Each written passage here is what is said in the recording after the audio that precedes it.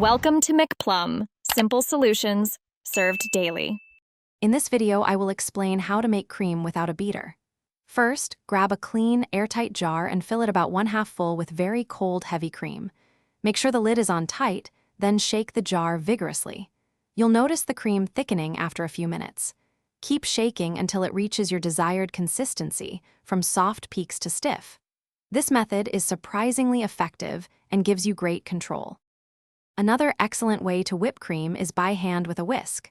Start by chilling your mixing bowl and whisk in the freezer for about 15 minutes. This helps the cream stay cold and whip faster. Pour your cold, heavy cream into the chilled bowl and whisk continuously in a circular motion.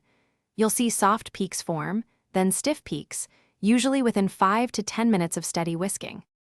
An immersion blender can also whip cream quickly and easily. Choose a tall, narrow container that fits the blender head snugly. Pour your very cold, heavy cream into the container. Insert the immersion blender, ensuring the blade is fully submerged.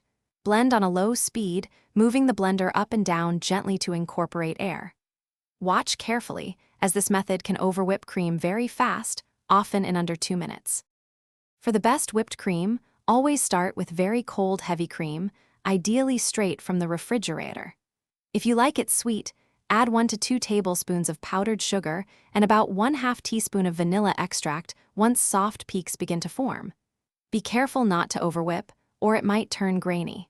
Store any leftover whipped cream in an airtight container in the refrigerator for up to 2 days.